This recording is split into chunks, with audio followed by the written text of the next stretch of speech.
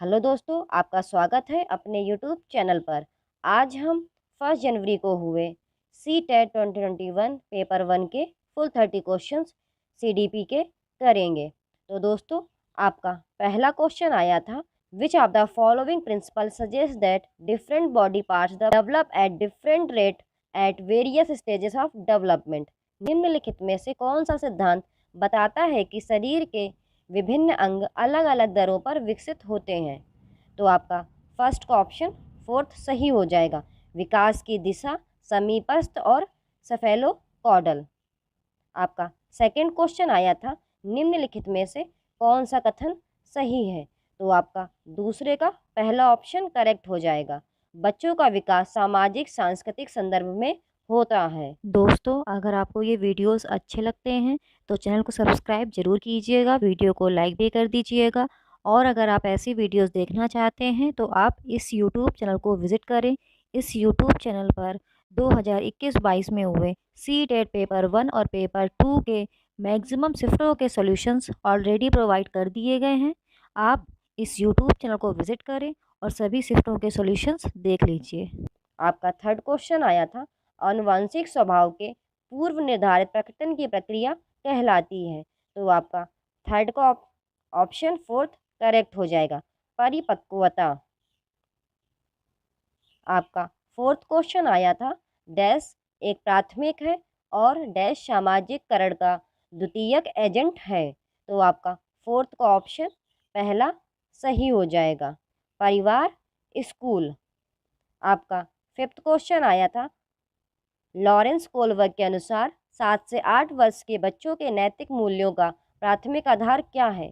तो आपका फिफ्थ का ऑप्शन तीसरा सही हो जाएगा, सजा और आज्ञाकारिता, पनिशमेंट एंड ओबीडियंस। आपका सिक्स्थ क्वेश्चन आया था, जीन पियाजे के सिद्धांत में क्रमांकन का तात्पर्य है? तो आपका सिक्स्थ का ऑप्शन पहला सही हो जाएगा, वस्तुओं को एक आयाम के आधार पर क्रमबद्ध करने की क्षमता, उदाहरण के लिए लंबाई। Seriation in Jean Piaget theory refers to the ability to order objects based on one dimension, for example length.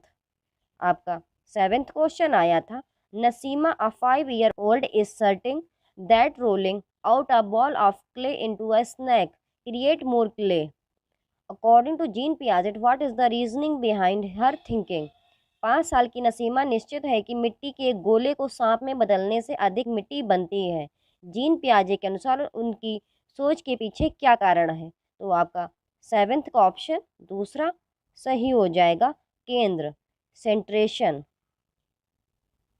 आपका एट्थ क्वेश्चन आया था, लेव विगोत्स्की ने किसके सिद्धांत के साथ साथ संज्ञानात्मक विकास का एक सिद्धांत प्रस्तुत किया है? तो आपका एट्थ का ऑप्शन पहला सही हो जाएगा, सामाजिक रचनावाद। आपका नाइन्थ क्वेश्चन आया था, लेव विगोत्स्की द्वारा बच्चे के बोलने के कार्य का वर्णन करने के लिए निम्नलिखित में से कौन सा शब्द इस्तेमाल किया जाता है? तो आपका नाइन्थ का ऑप्शन पहला सही हो जाएगा, निजी भाषण, प्राइवेट स्पीच। आपका टेंथ क्वेश्चन आया था, which of the following कैरेक्टराइजेस a progressive classroom? निम्नलिखित में से कौन एक प्रगतिशील कक्षा की विशेषता है? आपका टेंथ का ऑप्शन तीसरा सही हो जाएगा, सहयोगात्मक शिक्षा, कोलैबोरेटिव लर्निंग। आपका 11th क्वेश्चन आया था, a child has the ability to understand the intentions and desires of others. The child has, एक बच्चे में दूसरे के इरादे और इच्छाओं को समझने की क्षमता होती है, बच्चे के पास है। आपका 11th का ऑप्शन दूसरा सही हो जाएगा, अंतर्वैयक्तिक, इंटरपर्सनल इंटेलिजेंस। आपका 12th क्वेश्चन आया था, राष्ट्रीय शिक्षा नीति 2020 में निम्नलिखित में से कौन सा कथन प्रस्तावित है? आपका 12th का ऑप्शन तीसरा सही हो जाएगा, युवा छात्रों के लिए बहुभाषावाद के महान संज्ञानात्मक लाभ। मल्टीलिंग्विज्म has great cognitive benefits for young students. आपका 13th क्वेश्चन आया था, जेंडर रोल्स आर, लिंग भूमिकाएं हैं? तो आपका 13th का ऑप्शन पहला सही हो जाएगा, लर्न बिहेवियर, सीखा व्यवहार। दोस्तों, इसकी हिंदी गूगल ट्रांसलेटेड होती है तो हिंदी काफ़ी टफ आती है, तो एक बारी आप इंग्लिश में ज़रूर ध्यान दें, इसीलिए मैं इंग्लिश टाइप करके देती हूँ, जिससे कि एक बारी आप इंग्लिश को पढ़ें और उसको एक बारी ज़रूर देखें। आपका 14th क्वेश्चन आया था, the primary goal of continuous and comprehensive evaluation is सतत और व्यापक मूल्यांकन का प्राथमिक लक्ष्य है। तो आपका 14th का ऑप्शन दूसरा करेक्ट हो जाएगा। बच्चों की समझ का आकलन करना और छात्रों के लिए पाठ्यक्रम और शिक्षा शास्त्र को संशोधित करना। आपका 15th क्वेश्चन आया था, before deciding an assessment method for her class what also the teacher keep in mind. अपनी कक्षा के लिए आकलन का तरीका तय करने से पहले शिक्षक को किन बातों का ध्यान रखना चाहिए। तो आपका 15th का ऑप्शन पहला करेक्ट हो जाएगा। First, second and third. मेरे बगल में परिणामों का उपयोग कौन करेगा। अलग अलग छात्रों के सीखने की व्यवस्था का पता लगाने का सबसे अच्छा तरीका क्या है। मेरी शिक्षा शास्त्र पर चिंतन करने के लिए कौन सी विधि मेरी मदद करेगी। आपका 16th क्वेश्चन आया था, इंक्लूसिव एडुकेशन इम्प्लाइज दैट। समावेशी शिक्षा का तात्पर्य है। तो आपका 16th का ऑप्शन फोर्थ करेक्ट हो जाएगा। सभी बच्चों को उनकी क्षमताओं के बावजूद गुणवत्तापूर्ण शिक्षा प्रदान की जानी चाहिए। आपका 17th क्वेश्चन अभिकथन और कारण वाला आया था। अभिकथन अध्यापन करते समय शिक्षक को शिक्षण के संदर्भ को निरूपित करने के लिए विभिन्न तरीकों का प्रयोग करना चाहिए। कारण शिक्षकों को शिक्षार्थी की विविध आवश्यकताओं के अनुरूप अपनी शिक्षा शास्त्र को अनुकूलित करने की आवश्यकता होती है। तो आपका 17th का ऑप्शन पहला सही हो जाएगा। ए और आर दोनों सत्य हैं और आर ए की सही व्याख्या है। आपका 18th क्वेश्चन आया था, एक बच्चे को लिखने में नियमित कठिनाई का सामना करना पड़ रहा है। उसे अक्षरों के निर्माण और शब्दों के अंतर में भी एक चुनौती का अनुभव होता है। ये विशेषताएं निम्नलिखित में से किसकी ओर संकेत करती है। तो आपका 18th का ऑप्शन सेकंड सही हो जाएगा, डिस्ग्राफिया। आपका 19th क्वेश्चन आया था, छात्रों के बीच व्यक्तिगत मतभेदों को पूरा करने के लिए एक शिक्षक को चाहिए। तो आपका 19th का ऑप्शन दूसरा सही हो जाएगा। विभिन्न शैक्षणिक उपागमों और मूल्यांकन के साधनों का प्रयोग करें। आपका 20th क्वेश्चन आया था, which of the following is an essential characteristics of creativity. निम्नलिखित में से कौन रचनात्मकता की एक अनिवार्य विशेषता है। तो आपका 20th का ऑप्शन पहला सही हो जाएगा, भिन्न सोच, डाइवर्जेंट थिंकिंग। आपका 21st क्वेश्चन आया था, young children construct knowledge and make meanings through. छोटे बच्चे ज्ञान का निर्माण करते हैं और अर्थ निकालते हैं। तो आपका 21st का ऑप्शन फोर्थ सही हो जाएगा। First, second, third and fourth. सक्रिय अन्वेषण, प्ले, सामग्री और प्रयोग पर सक्रिय साथियों और वयस्कों के साथ बातचीत। Active exploration, play, active on materials and experimenting, interaction with peers and adults. आपका 22nd क्वेश्चन आया था, बच्चों को फ़ोन नंबर याद रखने में मदद करने के लिए एक शिक्षक ने छात्रों को 10 अंकों को विभाजित करने का सुझाव दिया। फ़ोन नंबर की 3 से 4 छोटी इकाइयों में और फिर याद रखें। यह शिक्षक द्वारा सुझाई गई रणनीति कहलाती है। तो आपका 22nd का ऑप्शन पहला सही हो जाएगा, चंकिंग। आपका 23rd क्वेश्चन आया था, स्कूलों में निम्नलिखित में से किस प्रकार के सीखने पर सबसे अधिक जोर दिया जाता है। तो आपका 23rd का ऑप्शन पहला सही हो जाएगा, परिवेश के साथ बातचीत के माध्यम से विभिन्न कौशल और ज्ञान प्राप्त करना। आपका 24th क्वेश्चन आया था, which of the following set exemplify a social construct approach to facilitate reading among students. तो आपका 24th का ऑप्शन थर्ड करेक्ट हो जाएगा, second and third. Pramati has her students choose from a variety of books to read. Those students who read a particular book are made to discuss the book on a regular basis. Arundhati emphasizes the importance of using contextual material to help determine the meaning of new words. आपका 25th question आया था, एक शिक्षक के रूप में आप अपने विद्यार्थियों में समस्या समाधान क्षमताओं को कैसे सुगम बना सकते हैं। तो आपका 25th का ऑप्शन तीसरा सही हो जाएगा, विश्लेषण के उपयोग को प्रोत्साहित करके, इनकरेजिंग यूज ऑफ एनालिसिस। आपका 26th क्वेश्चन आया था, निम्नलिखित में से किसके परिणाम स्वरूप सार्थक सीखने की सुविधा होगी। तो आपका 26th का ऑप्शन दूसरा सही हो जाएगा, किसी समस्या पर काम करने के कई तरीकों को प्रोत्साहित करके या करना। आपका 27th क्वेश्चन आया था, छात्रों को देश की भावना का अनुभव होने की संभावना है जब वे आंतरिक कारकों का श्रेय देते हैं किसी कार्य में उनकी सफलता की व्याख्या करने के लिए।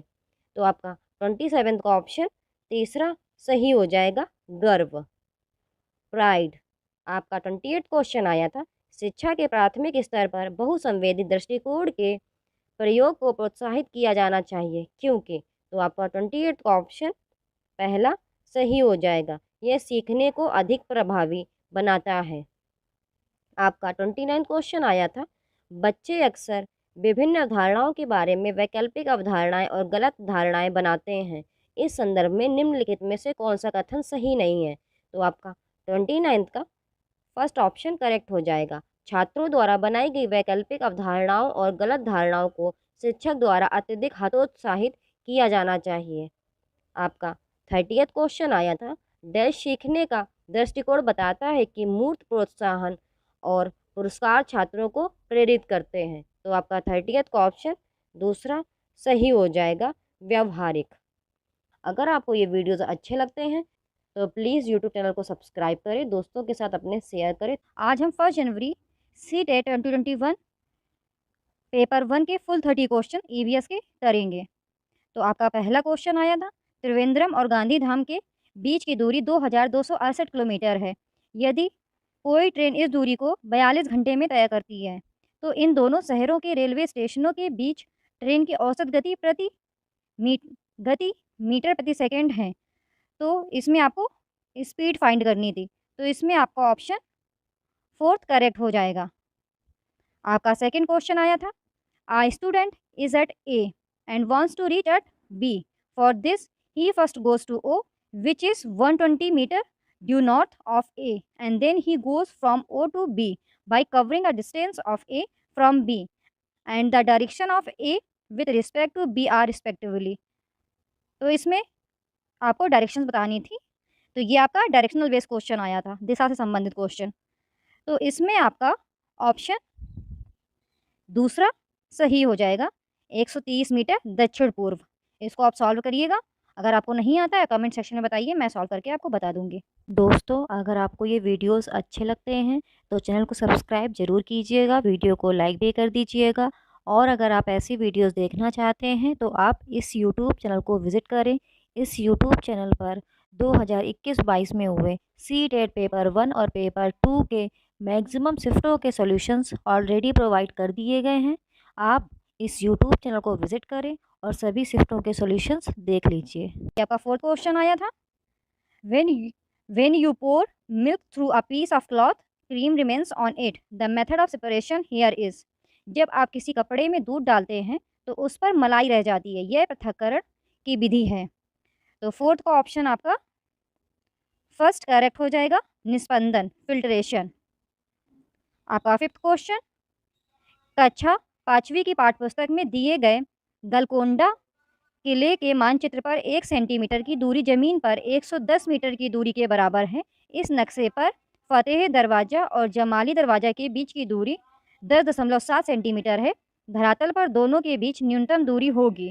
तो आपका 5वें का ऑप्शन दूसरा करेक्ट हो जाएगा, 1.177 किलोमीटर।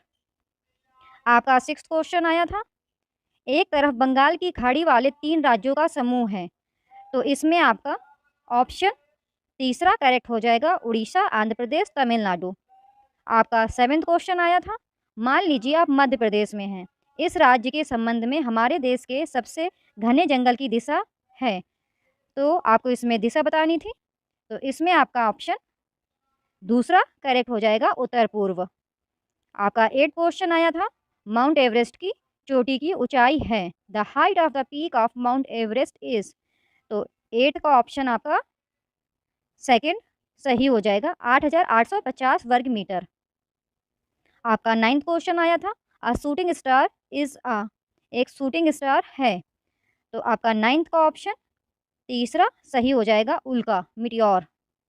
आपका 10th क्वेश्चन आया था, खिजड़ी वृक्ष के बारे में निम्नलिखित कथनों पर विचार कीजिए। तो आपका 10th का ऑप्शन करेक्ट हो जाएगा, पहला।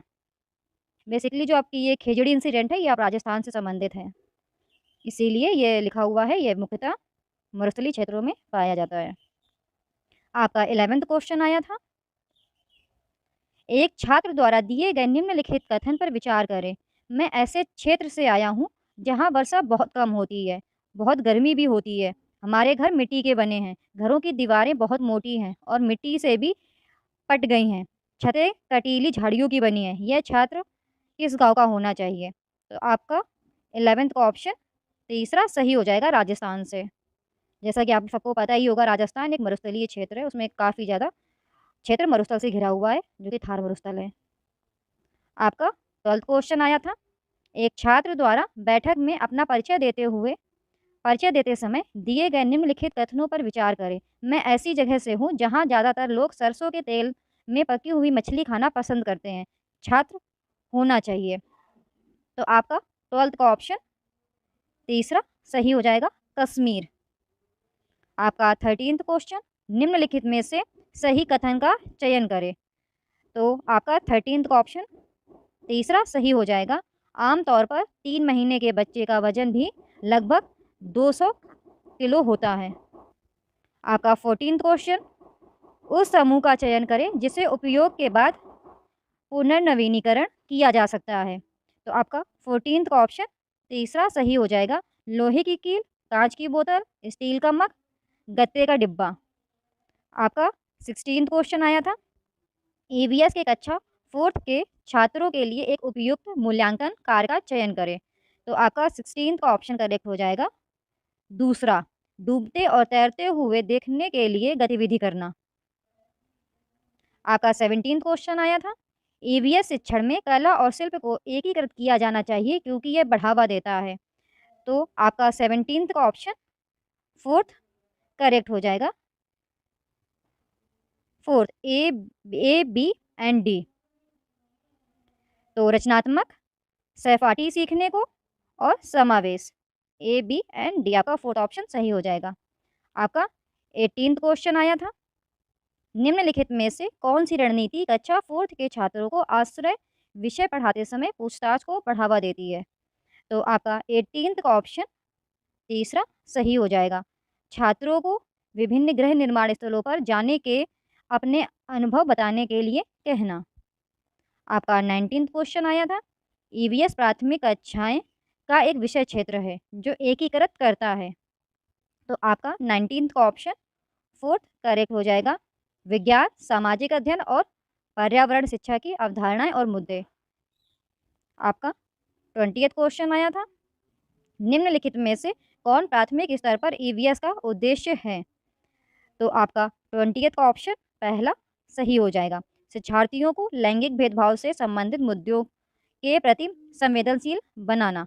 आपका 21st क्वेश्चन आया था, एक शिक्षिका अपने विद्यार्थियों से कहती है कि वे अपने परिवार के सदस्यों से सलाह लें कि वे पौधों के विभिन्न भागों जैसे जड़, तना और फूलों के नाम पता करें जिन्हें भोजन के रूप में खाया जाता है। यह गतिविधि करने के लिए डिज़ाइन किया गया है।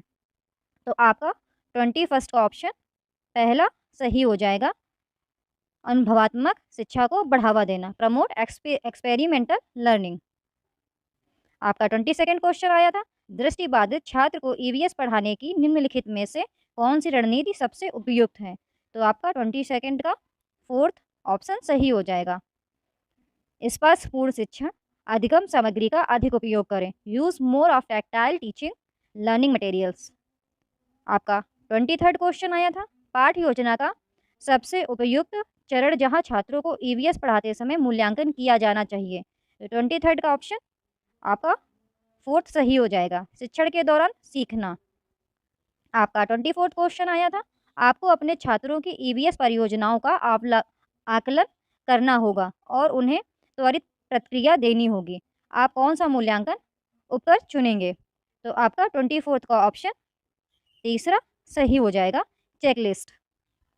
आपका 26 क्वेश्चन आया था, प्राथमिक कक्षाओं कक्षा 1 से 5वीं में एनईपी 2020 के अनुसार निम्नलिखित में से कौन सा चरण शामिल होगा?